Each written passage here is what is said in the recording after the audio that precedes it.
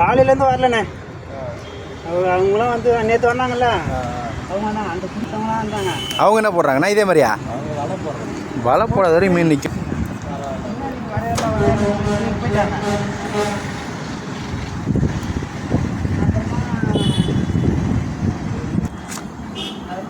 சூப்பர்ண்ணே.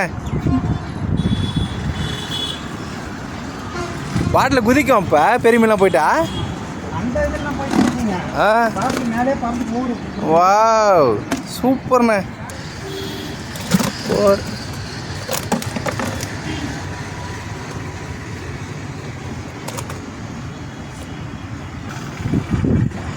சின்னதாக தெரியுது, அதுல என்ன பெருசாக தெரியும்.